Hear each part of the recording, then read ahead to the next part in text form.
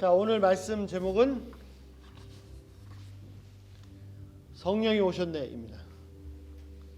성령께서 이미 오셨습니다. 오늘 본 말씀은 사도행전에서 처음 나오는 그 유명한 베드로의 설교입니다. 베드로는 이 설교를 통해서 41절을 보시면 3,000명이 예수님을 믿었습니다. 자, 1장 5절에 보시면 예수님께서 승천하실 때 제자들에게 뭐라고 말씀하셨냐면 곧 성령으로 침례를 받을 것이다 라고 말씀하셨습니다. 또 누가복음 24장 49절에 이해하시면 약속하신 성령께서 오셔서 제자들이 능력으로, 파워로, 권능으로 입힐 때까지 이 성, 즉 예루살렘에 머물라고 하셨습니다. 1장 8절에 성령이 임하시면 능력을 받아서 예루살렘과 사마리아와 땅끝까지 이르러 예수님을 증언하는 증인이 되리라고 하셨습니다. 증인이 될 것이라고 하셨습니다. 즉 땅끝까지 이르러서 예수님을 증거하는 사람들이 될 것인데 그 전까지 예루살렘 성에 머물러 있으라. 그러면 성령께서 임하시고 능력을 받을 것이다. 그 다음에, 그러니까 성령께서 임하시고 권능을 받을 때까지 이 성에 있으라. 그 다음에 예루살렘, 사마리아 땅까지, 예루살렘과 유대와 사마리아 땅까지 증인이 될 것이다라고 하셨습니다. 제자들은 마가의 다락방에 머물렀습니다. 그들은 함께 기도했습니다. 150명이 함께 기도했습니다. 그들에게 성령께서 임하셨습니다.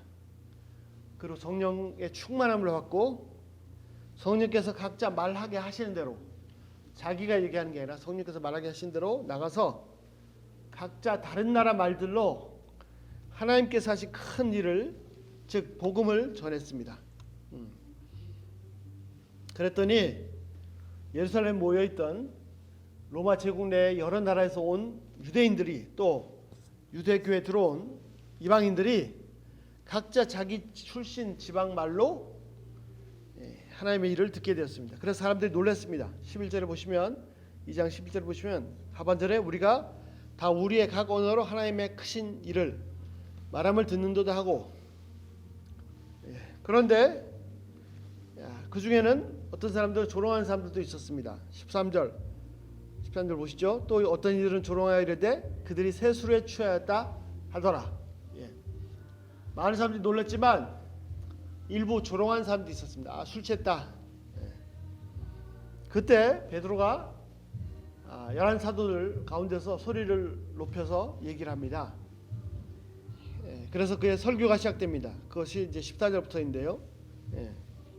근데 그는 그 설교를 처음을 요엘 선지자, 구약 성경의 요엘 선지자의 말씀으로 시작을 합니다.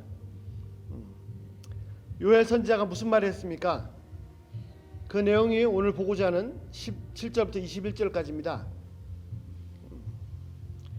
자, 하나님이 말씀하시기를 말세 내가 내 영을 모든 육체에 부어주리니 너희의 자녀들은 예언할 것이요 너희 젊은이들은 환상을 보고 너희 늙은이들은 꿈을 꾸리라. 그때 내가 내 영을 내 남종과 여종에게 부어주리니 그들이 예언할 것이요 또 내가 위로 하늘에서는 기사를, 아래로 땅에서는 징조를 베푸리니 곧 피와 불과 연기로다. 주의 크고 영화로운 날이 이르기 전에 해가 변하여 어두워지고 달이 변하여 피가 되리라. 누구든지 주의 이름을 부른 자는 구원을 받으리라. 이 말씀을 가지고 그의 설교를 시작합니다. 그런데 그 설교 내용을 보면 세 가지입니다. 자, 17절과 18절은 마지막 때 하나님께서 하나님의 영을, 즉 성령을 모든 육체에게, 의도적으로 육체라고 사용했습니다. 모든 육체에게 부어주신다고 했습니다.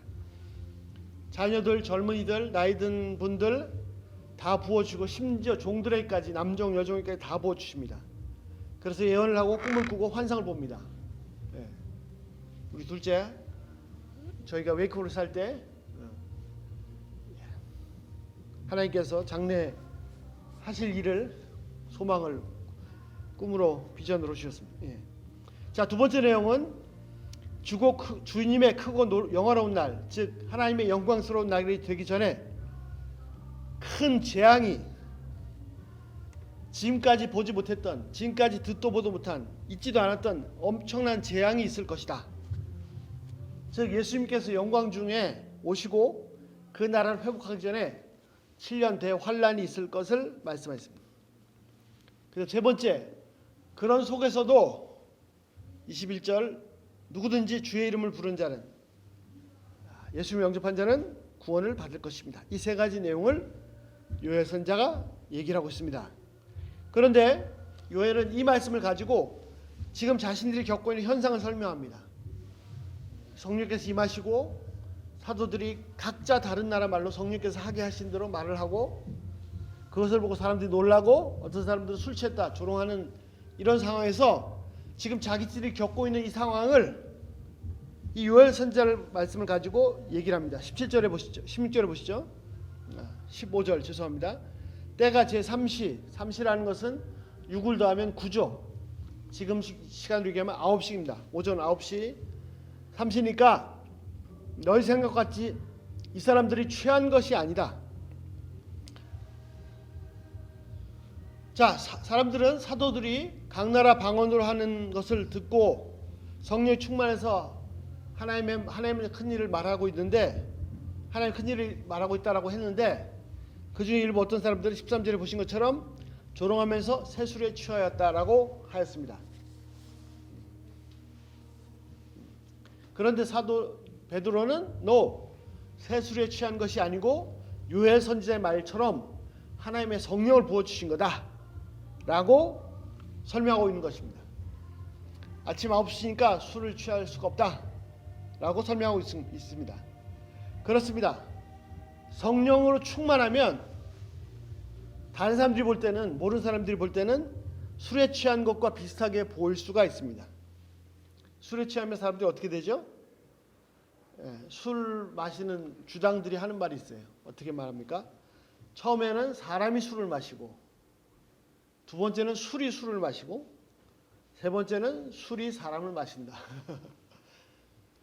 무슨 말인지 잘 모르시죠? 그렇습니다. 술에 취하게 되면 자기 자신이 자신을 지배하는 것이 아니라 술이 자신을 지배합니다. 그래서 막 속된 말, 나쁜 안 좋은 모습을 보이죠. 마찬가지입니다. 성령이 충만하면 나 자신이 나를 지배하는 것이 아니라 성령께서 나를 지배하십니다. 기쁨으로 충만하면 그 기쁨을 내가 이길 수가 없습니다. 평강으로 충만하면 평소에 할 수 없었던 그런 놀라운 평안이 나를 지배합니다. 성령으로 충만하면 성령께서 나를 다스리신다는 그 면에서는 술에 취한 것과 마찬가지입니다. 그러나 그 외에는 술 취한 것과 성령으로 충만한 것은 근본적으로 다릅니다. 베드로는 이들이 술 취한 것이 아니라 바로 요엘 선지자의 예언이 지금 너희 눈앞에서 성취된 것이다. 그래서 하나님의 영을 지금 사람들에게 부어주신 것이다 라고 설명하고 있습니다. 그렇습니다. 지금 사도행전에서 2장에서 일어나는 이 일은 바로 요엘 선지자를 통해서 하나님이 약속하신 예언, 약속이 성취된 것입니다. 그리고 예수님께서 고난받으시고 부활 승천하시기 전에 요한복음 14장 15장에서 제자들에게 약속하셨던 그 성령이 지금 오신 것입니다. 내가 가면 어떻게 해요? 보혜사 성령께서 오실 것이다. 그분은 누구라고요? 진리의 영이시다. 보혜사, 위로해 주는 위로의 영이시고, 그 다음 진리의 영, 하나님의 말씀을 진리를 깨닫게 해주신 영이시고, 또 뭘 하세요? 내가 너희와 함께 있을 때 가르쳤던 것을 다 생각나게 하실 것이다. 예수님께 제자들에게 가르치셨던 것을 심지어는 그 듣는 순간에도 깨닫지 못했었던 상황들이 많은데 이 성령께서 오셔서 그 사실까지 다 깨닫게 해주실 것이다. 그런 일들을 하십니다. 그리고 사도행전에 성령께서 오셨습니다. 드디어 성령께서 오셨습니다. 그리고 드디어 교회 시대가 시작되었습니다. 물론 구약 시대에도 또 예수님께서 이 땅에 사역하실 때도 성령께서 일을 하셨습니다. 그러나 그때는 특정한 개인들, 몇몇 사람들을 사용해서 일하셨고 또 일시적으로 일하셨습니다. 그러나 지금은 모든 육체에게 성령께서 임하십니다. 그리고 한번 성령께서 임하시면 떠나지 않으십니다. 자, 그런데 좀 더 자세히 살펴보면 좀 다른 점이 있습니다. 예. 자, 바울이 사도 베드로가 인용한 대로 하나님께서 그 영을, 성령을 모든 육체에게 부어 주십니다. 예. 그런데 요엘 선지자에서는 뭐라고 돼 있어요? 17절 다시 보시죠. 요 다음 슬라이드, 전 슬라이드. 예. 예. 예. 하나님 뭐라고 말씀하시냐면 요엘을 통해서 말씀하시기를 말세 마지막 때에 내가 나의 영을 모든 육체에게 부어 주리라 라고 말씀하셨습니다. 그런데 베드로는 뭐라고 그랬어요? 이 말씀을 인용해서 지금 우리에게, 사도들에게, 백신 문도들에게 성령께서 오신 것이다, 이 말씀이 성취된 것이다 라고 설명하고 있습니다. 그런데 성취된 것이 맞지만 또 조금 다른 점이 있습니다. 뭐가 다릅니까? 일단은 말세 마지막 때, 아직 말세가 아니고요, 사도행전 2장은 또 하나는 모든 육체에게 부어주신다고 하셨는데 지금은 모든 육체에게 부어진 것은 아닙니다. 그 당시에 있던 사도들과 제자들에게 부어졌습니다. 예. 자, 그 다음에 잘 보시죠. 예. 자, 이때 성령께서 사도들 120문제들 부어주시고 그 다음 3,000명이 회개했는데 그들에게도 성령이 임하시고, 그래서 그 이후로 계속해서 성령께서 사람들에게 믿도록, 또 믿는 사람들에게 성령께서 임하시고 떠나지 아니하시고 역사하셔서 지금까지 2000년을 왔습니다. 그리고 19절 20절에 보시면 징조가 있고, 하늘에는 기이한 일이, 놀라운 이상한 일이 있고 땅에는 징조가 있습니다. 피와 불과 연기라. 그 다음에 20절 보시죠. 주의 크고 영화로운 날이 이르기 전에, 마지막 때 예수님께서 다시 오시고 그의 나라를 회복하시고 영원히 다스리시는 그날이 되기 전에 어떤 일이 일어납니까? 달이 변하고 해가 어두워지고 큰 대환란이 있습니다. 지금까지 있지 않았던, 지금까지 상상도 못했던 엄청난 대환란이 예수님이 재림하시기 전에 일어날 것입니다. 그 계시록의 7년 대환란입니다. 그 7년 대환란이 일어나기 전에, 환란이 있기 전에 모든 육체에게 성령이 부어집니다. 전 세계적인 구원이 일어납니다.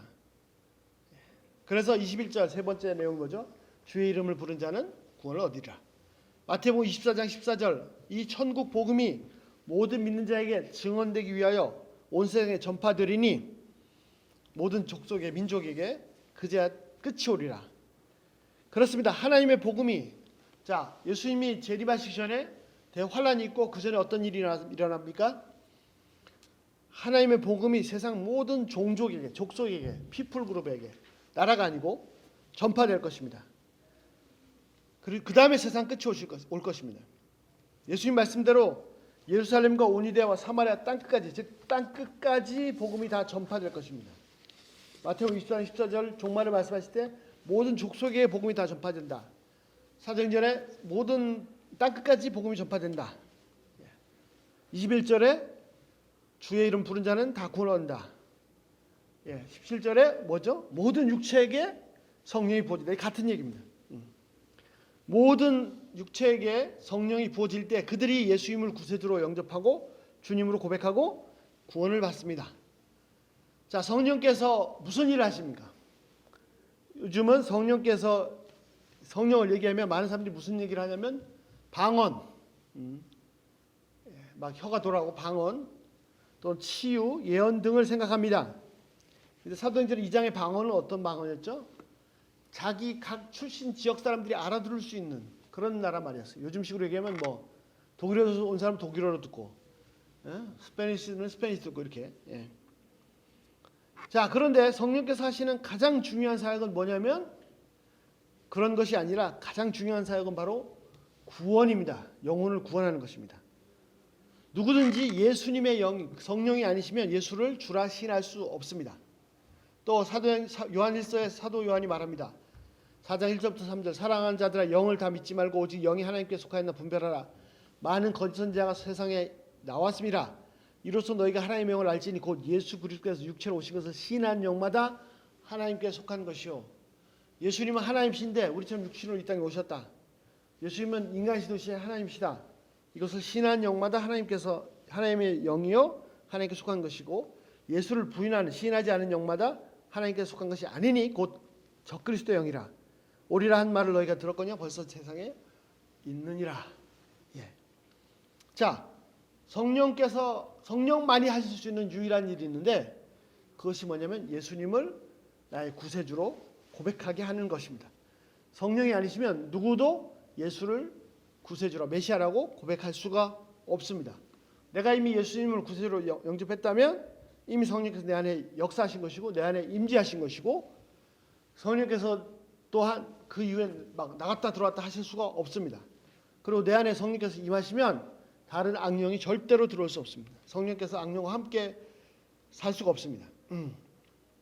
자, 성령께서 하는 가장 중요한 일은 뭐냐면 예수님을 구세주로 영접하게 하는 것입니다.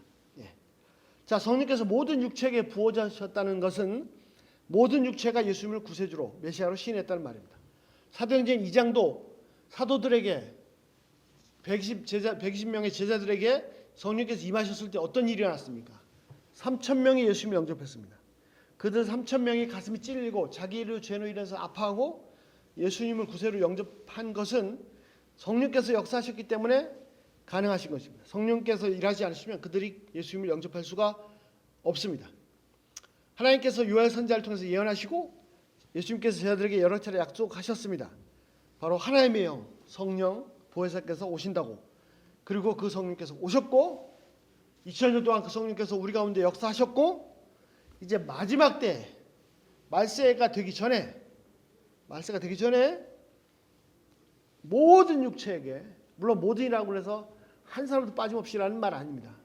누구나 알 수 있게 와 거의 모든 사람이 다 성령을 받았다. 예, 그 일이 일어날 거란 말이죠.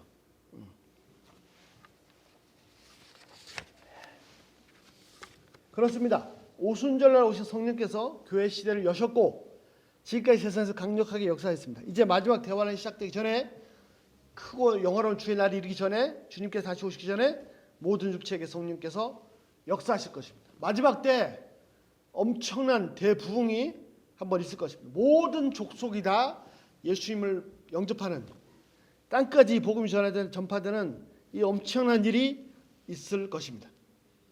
성령께서 역사하심으로 주님의 이름을 부르게 되고 그들이 모두 다 구원을 받을 것입니다. 말씀하신 대로 모든 족속에게 복음이 전파됩니다.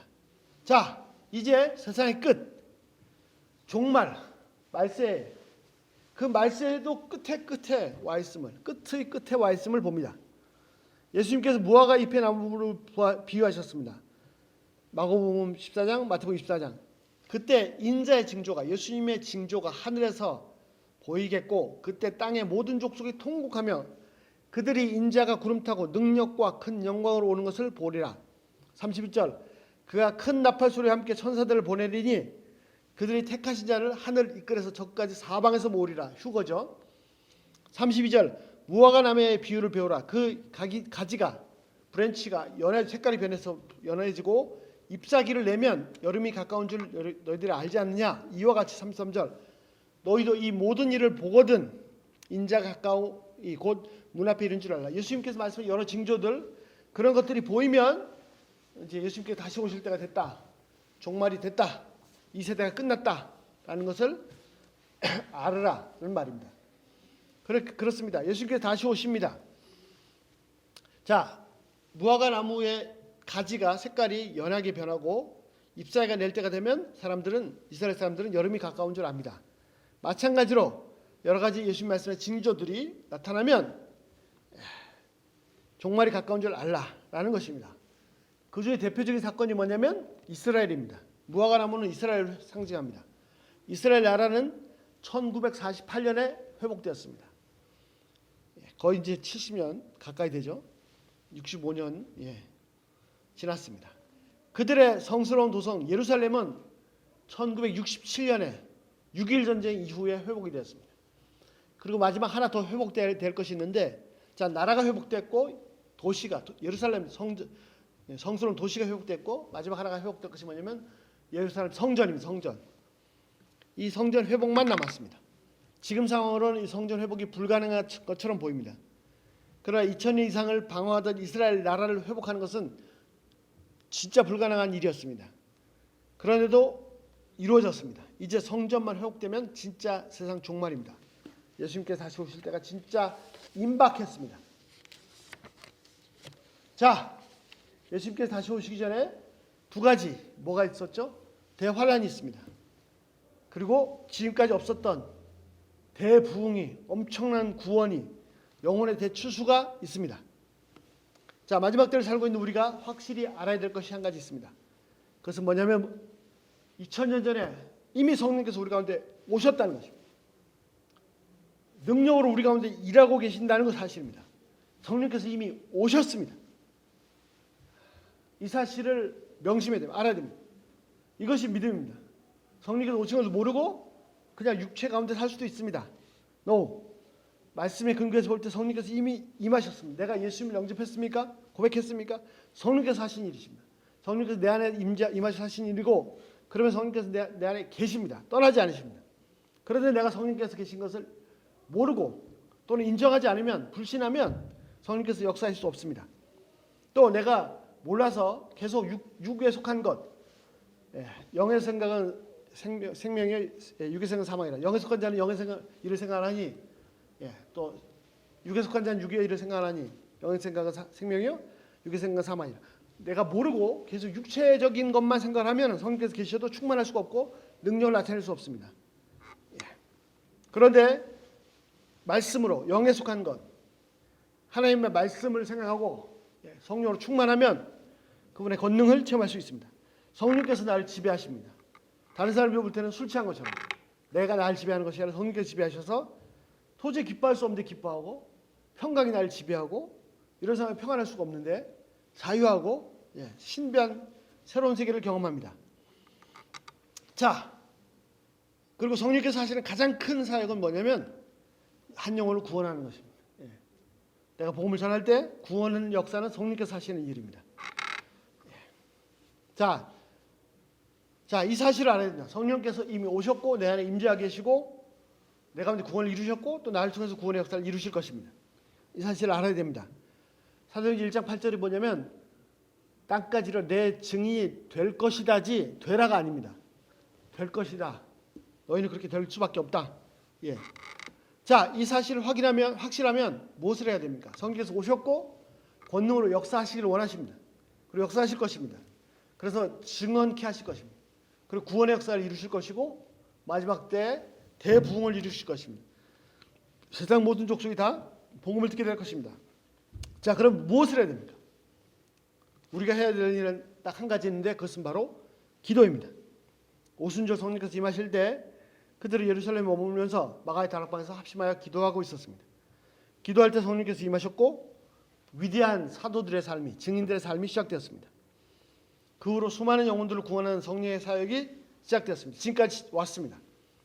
마지막 때에도 우리가 무슨 말세를 두려워하거나 또는 자기 살궁리를 하거나 또는 말세를 전혀 생각하지 않고 자신만을 위해서 이 땅의 것을 위해 살거나 그런 것이 아니고 현재 주어진 삶에 열심히 살지만 말세를 항상 생각하고 해야 될 것은 힘써 기도합니다.